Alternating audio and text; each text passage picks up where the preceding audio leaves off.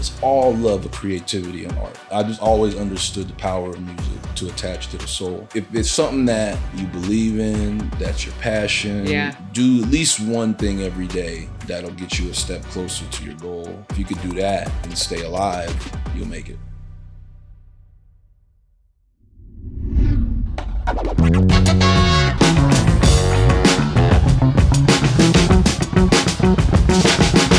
Walt, here we are, Berkeley, California. So I'm here with Walt Taylor III, Walt Liquor, as you are known. Affectionately. And okay, so here's the thing. I'm a little bit starstruck to sit down here with you because almost everyone I've interviewed in the last 2 days has mentioned you, right? Really? Yeah. Why does everybody know you? I've been around for a while. You know, it may not look like it, but I've been around for a while. I just like helping people out. And okay, so let's tell people what you are. You are a producer. You're a licensed, you work with Tyler Perry. And I was reading a little bit about you and AI and technology. So let's start at the beginning, right? Let's talk about your journey because you're one of the, it's like you're an entrepreneur, but you're a creative. You surround yourself with other creatives. And, for people out there who are, in the creative industries or entrepreneurs or aspiring entrepreneurs, the hope is that your journey will impact somebody's life in a positive way and help them just start. Absolutely. Yeah. So let's take it from the, it's a good mantra. You want the whole story. Yeah. How did you get, okay. How much time we got? We got some time. All right. As much as you need. I'll give it to you. All right. So I started as a DJ. I'm a music kid, from band class, played saxophone all the way into college. What kind of saxophone? Alto. Okay. Alto, bari, and bass. Oh, the whole suite. Okay. They put me on bass because I was 6 foot at 12, and I was the only one that could hold it. It's a big sax. So beyond that, I got into DJing at 12. That's really where the journey begins. We talk about entrepreneurship. I'm a serial entrepreneur. My first gig was I used to DJ my own dances in junior high school. So I was the only kid on the payroll at the school, and I learned at that age how to make money with music, right? So I did all the house parties in my area. I was in the clubs before I could drive, and music was always my connectivity, right? By 14, 15, I start, funny story, I meet some of MC Hammer's crew. I live where MC Hammer used to be at in Fremont. Right. So he had before, everybody says he went broke, he had a massive operation out there. And I happened to meet some guys out there that took me under their wing, showed me, shout out to One Cause from One Cause, One Effect from the Busted crew. He took me in to the studio, 14-year-old kid. I just kind of was like hanging out, trying to see Hammer drive by. To the studio where MC Hammer was. I used to ride my bike from my house to the studio just to see if I could see Hammer drive by, right? This guy saw me. He's one of his producers. And he's like, hey, man, come in here. So he's like, what do you do? I tell him I rap. I kick my little rap. He's like, oh, yeah, you're cool. Here, come with me. Takes me around the studio. Introduces me to everybody in the studio. Like, hey, check this guy out. He's an engineer. This dude over here, he's a lawyer. That dude's a photographer. He drives the bus. This dude is a mechanic. All of these people work in the music business. So don't ever feel like you have to be an artist to be in the music business. If you want to be, there's many lanes, right? Which cracked my mind open. Well, who was that guy? His name is One Cause. He was from a group called One Cause, One Effect. He was a producer. He was MC Hammer's hype man at the time, like through all the big years, and he was just a blessing to me. I always credited him as the one that really opened up my mind and why I do so many things. Yeah. So from there, he taught me how to produce. I started producing. I started making records. I was a DJ. I had all the records to sample. I made a deal with my parents to buy some equipment. I started recording people at 15 on a 4-track. Brett, who you had here earlier, that's one of the guys I was working with back in the 90s in the Bay Area. There was a real thriving independent hip hop scene that I was part of. And as a producer, I worked with all these different artists. And then eventually I opened a studio in Oakland in my grandma's house, in Oakland. So at that point, I'm recording everybody. So that's one of the reasons a lot of people know me. Because were you attracted to music because of a love of music? Absolutely. Or was it the business side? No, We'll get to the business. Okay. So it's all love of creativity and art. You know what I Okay. mean? Like I just always understood the power of music, to attach to the soul. And it's been something I've been infatuated with. I wanted to be like Jam Master Jay, Jazzy Jeff, and Kid Capri as a DJ. Yeah. Right. That was my first love. And then I got into rhyming. Then I got into producing. Then I got into engineering. Then eventually I got into talent management. I can't wait to hear about the talent management part, because like, how do you find, okay, so we're at the recording studio at your grandmother's house, right? And you're doing all this. I didn't mean to interrupt you, but like, how do you know when somebody has talent, right? Like, what is that magic quality that you look for? There's a technical term for it. They call it it. It. When somebody has it. It's just, it's something that, there's technicality in artistry, Are they good at what they do? Do they have some sort of a message, some sort of a drive, what is it like? I used to summarize my job as, professional babysitting and psychology because you have to understand all creatives have a different way of viewing the world and presenting the world, because there's something wrong. They're not quite right. Yeah. And that's why it's beautiful. You know what I mean? And I have a talent. One of my talents is understanding talent. Like, I could tell you're talented at what you do. It doesn't matter what it is. When we have a conversation, I can feel that energy. And you said earlier what people's dream is to kind of be creative. My dream, and one of the things I love to do, is help creatives realize that dream. Yeah. Because it can be done. Like I've gotten to do it in my own way, and I believe, in the power of creativity to change everything. I do too. Creativity is the most basic of human needs. Yeah. Right? It's almost like it is our duty to create. Right? No matter what you are creating, it is something that this world needs. Right? And so like, you're in this really cool position where you get to how fucking cool to be around. I've worked with some of the greats. Right? Like I get to say that. Like I've worked with some of the greats. The talent management thing was a jump, because I went from being creative to business. How did you make that pivot?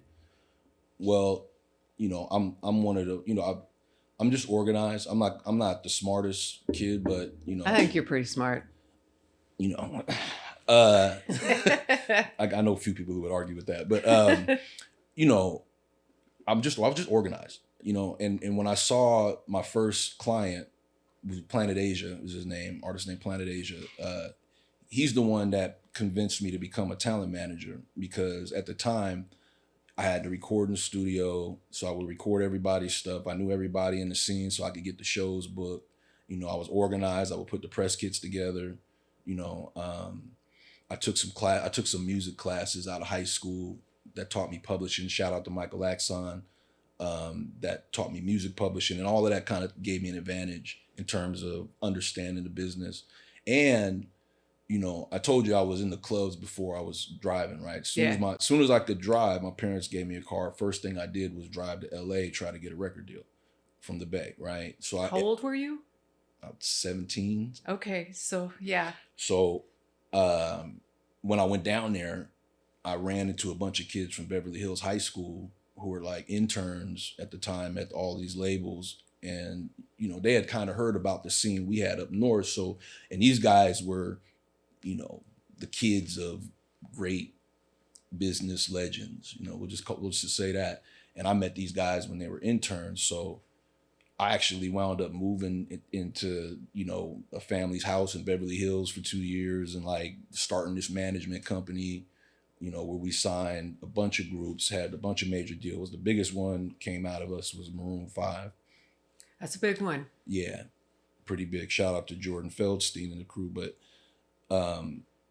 I've just fallen into all of this stuff, really because of the love of music. Yeah. I learned everything because of that.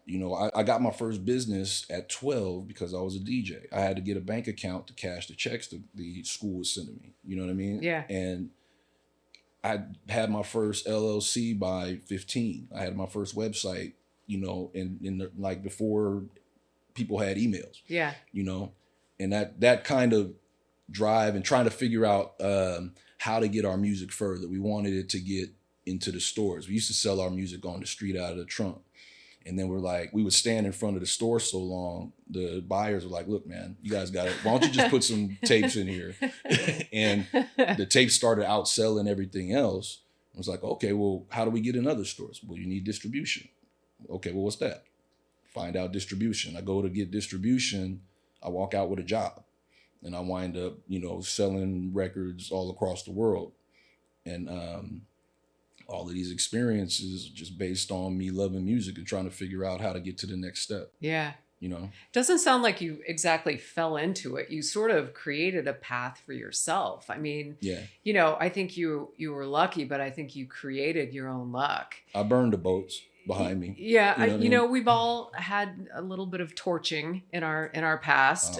Yeah, I know they called me the Human Torch there for a while. But I think that one of the things that I'm taking away hearing you is that, when you love something, right, you will find a way. Absolutely. Right. But you've been very, very smart about your career, and you have curated the people in your life like a Tyler Perry. You may have torched the ones behind, right? That's fine too, right? We all make these choices. And that's not what I mean. Actually, what I'm referring to is, I dropped out of college, right? And I dropped out because, I was studying a bunch of stuff that I didn't want to do. And at that time, it was like, I was also getting ready to go tour Japan, and go around the world right. and do all of this stuff with music. So it was like, what do I want to spend more time doing? Plan B or plan A? And that's what I mean by I torch plan B. And it's like, this is what because I do it whether I was getting paid or not. Yeah. And I've done that. There's been. But that's just being true to yourself. Right. You've got to be true to yourself and know what you stand for. And, I'm a bridge burner. So I think the torch thing, we may be lost in translation there. So that's my apologies to you. But some of those bridges deserve to be burned. You know what I mean? I'll learn how to swim if I need to. Yeah, you find your way. Yeah. Absolutely. Okay. So take us through how in music, right? Technology is changing everything. Mm-hmm. Labels change everything. Independent labels change everything. How have you managed to stay so relevant that your name comes up in every interview I've done today, right? Like, how does somebody stay relevant? I'm not calling you old, but things move at an accelerated pace these days. Oh, yeah. Yeah. Much faster. Yeah. Well, it's not the same business today that it was last week. No. You just got to stay on your pivot, and that was my sport growing up was basketball. You got to pivot. Yeah. I got many pivots. And that's part of it. Like I did whole stretches where I wasn't doing music or management and different things, and I was able to translate the skills that I have into other things, but it's always been about, figuring out the next step because there's no other choice. Right. Really. I gotta pull it out of thin air. Like I don't got a 9 to 5. I haven't had one since I was 18. I have a 24/7, but it's much more rewarding for me, being able to pull it out like I do it out the mud. Yeah. Yeah. And in the industry that you're in, it is competitive. There's a mean spirit. Some Terrible. people sell out, how do you, some do. A lot. How do you balance and reconcile those things? You know what I mean? We're in a time I don't, know if you're religious or anything, but, the book of Revelations, they speak about the end times and all of that. I mean, I don't go that far, but I will say everything is being revealed right now, right? Like all the dirt, all that's going on. And I'm thankful that I never partook. You know what I mean? Yeah. Like I played it straight and took the very long road, Right. suffered for it at times, but today I wake up and feel great, Yeah. and I know that, like, the competitiveness of the business, I actually don't get into that. I'm more on some attracted to me. What's mine is mine. What's not, whatever door is closed, that was divine protection. Like, that's where I'm at now with it. Right. We're not in the same race. We don't even exist on the same timeline. You know what I mean? Like, that's where I'm at with that. I'm gonna, my legacy and what I contribute and how I help people is just what it is. It's that, and however the story gets told at the end, maybe more people will tell the story before I get to, like today, but I don't want to get spooky with it, but I'm just saying, like, it's more about attraction than me out there fighting these guys. Right. The Tyler Perry situation fell in my lap. I got okay. So let's talk about the Tyler Perry situation. Stuff falling all over the place. Yeah. So, okay, how can I tell you this story? The Tyler Perry situation. So what I do for Tyler Perry is I'm a music supervisor and a music composer. So I choose all the songs, we clear all the music, I do all the dramatic score with my partner Larry Jazz. Shout out to Larry Jazz and the Fairview crew. But we do all the soundscape for the shows that we work on. What does that mean? So when I get the show, it's just dialogue. So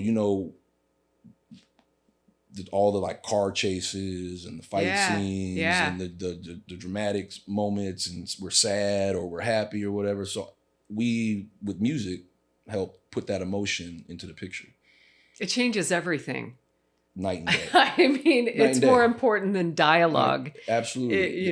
We say it plays, a supporting role. It's its own character in the film, and that, I mean, that was such a blessing, but it also makes sense because of everything I've been through. So during the pandemic, everything shuts down. I'm a DJ too, so that stopped overnight. Yeah. The whole DJ thing just shut down. So I'm like, what are we doing? I have my businesses that I run, the admin business, my partner, music admin business. My partner, James Gus, sends his wife to Jamaica to get out of New York. They're in New York, get out of the city because everything's crazy out here. She wanted to get away. She goes to some resort where there's a bunch of executives, entertainment executives there. She's at the bar, overhears one of them. Man, I need a music supervisor. We can't find anybody. Blah, blah, blah. She does the wife of the century thing, taps the lady on the shoulder and says, hey, my husband and his partner, they do that. Why don't you call them? No way. Slam. Oh, no, alley-oop. So they did the homework on us. I get an email out the blue like, hey, Tyler Perry Studios, we got a new show. You guys, we want to talk to you about it. I didn't know what was going on. That's astonishing. It's amazing. So we do the interview, ace the interview, and they're like, hey, you guys want to do it? You got time? Have you done it before? And, and I hadn't done it before. And I was like, oh, yeah, of course. Did it last week. I'm just doing it yesterday. What do you mean? Okay, Jay, what are we doing? It's one of those type of trips. But, my partner had some experience. And I've worked with supervisors and done things around it, but I had never sat in that seat. And everything that we were already doing as a business lined right up. So they were like, we're confident with you guys. And they took a chance on us. Yeah. No real track record. And it was because it was a new crew. It was one of the first times it was the first time Tyler had let a new crew, shout out to Pitch Black Entertainment and everybody, Elon, Deandra, the whole gang, Michelle Sneed, make sure I name everybody in case they see it, the Queen Angels, crew of women that hired us. He gave a crew of women their own production budget to come up with something. And then they took a chance on us, sight unseen. sent us the music, and me and my partner got it. What are we gonna do? We banged it out, sent it back, and they called like, "Yo, that's it." And we've been running ever since. Like 4 years later, 4.5 years later. That's amazing. I mean, just the journey from, And what's ill about it, let me just say this. What's Yeah, ill yeah. about it is because, it fell in my lap, right? But like, I have to use every muscle I've ever worked in my brain and my body to do this gig the way that I do it.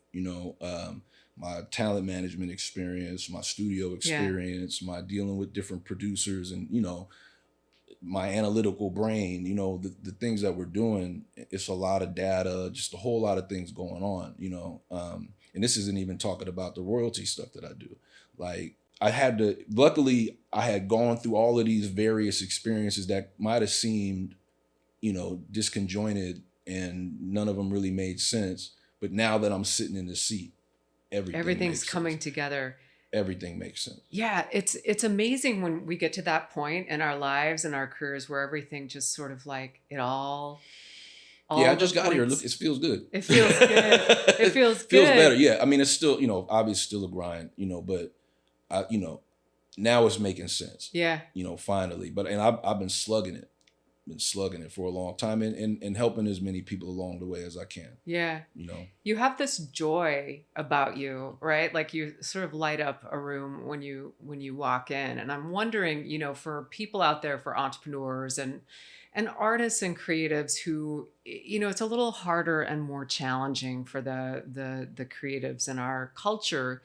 What is your advice, right? For somebody out there who's young, who looks at your career and now like all of the success you have with Tyler Perry and all, what is your advice to them?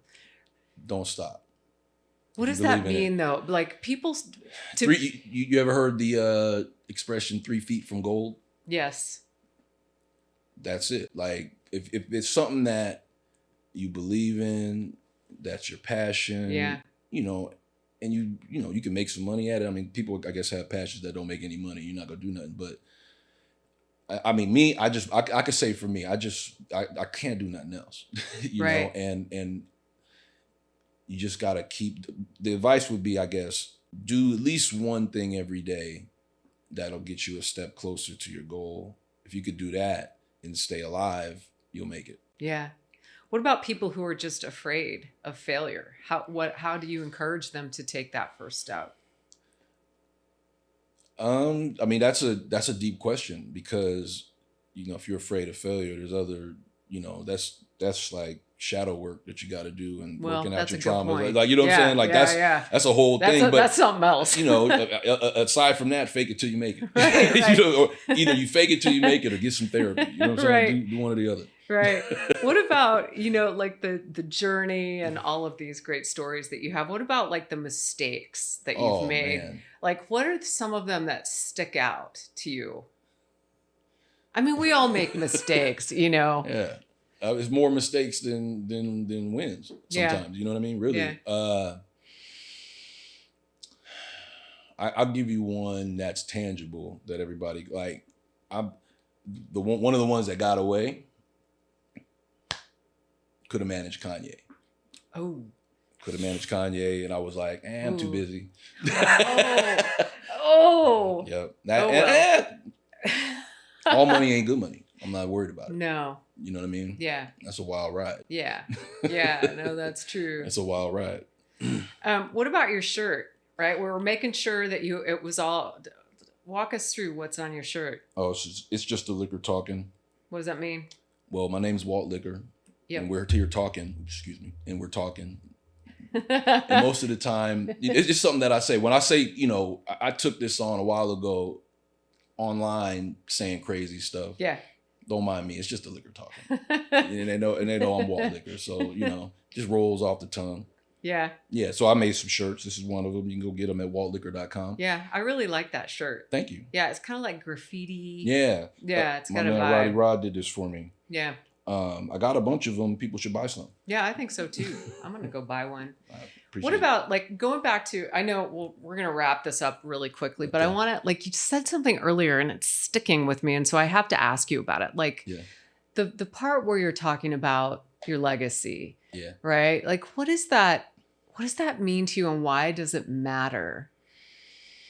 Well, What do you want why your it matters legacy? why it matters is because we only got a short time here, right? Right. And for me, one of the ways to become an immortal is to leave some works behind that touch people. Yeah. You know, we see it all the time. You know, when greats pass, Yeah. everybody brings up their works. They feel good. They talk about them. Their spirit still lives on. Yeah. It's one of the few ways to do it. Yeah. You know, so that's one. So like proof that you were here, right? Why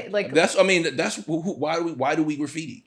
Yeah. We got to get up. Yeah. You know what I'm saying? Because Yeah. or else you don't leave a mark. You're a blip. You're gone. Yeah. You know. So it's that, and you know, I watched this Quincy Jones documentary on Netflix a few years ago that really inspired me. Looking at all the things he had done through his life. Yeah. And you know, I'm a youngster. I didn't get to Quincy till Michael Jackson.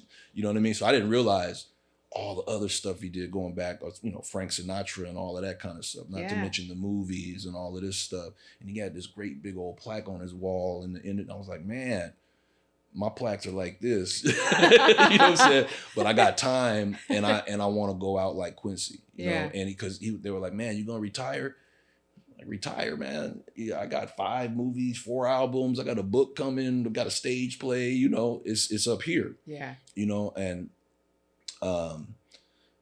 leaving these works behind and these stories. You know, again, I know that they touch people, and Yeah. if you do it right, you're capturing emotion on film or on tape or whatever, digital, whatever. You're capturing that, and those things. I mean, that energy carries forward.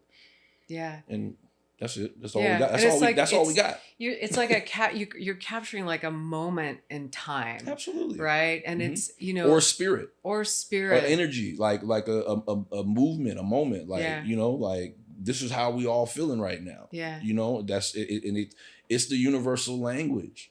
You know, music.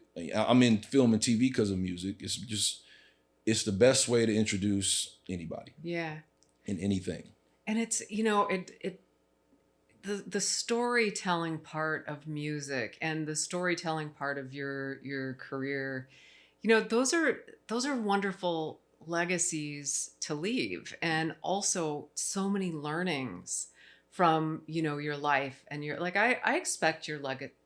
First of all, you're not going to be a legacy for a long time, right? Like that comes after, Yeah. you know, but it's, I am moved by your story. And I think a lot of people who maybe are a little timid to try something, like you just created your own path. Yeah. And it's hard to do. And I'm really glad I got to interview you today. Well, thank you. I appreciate that. Yeah. Thanks for coming out. Absolutely. I'm Thanks going to for get one having of me. those shirts.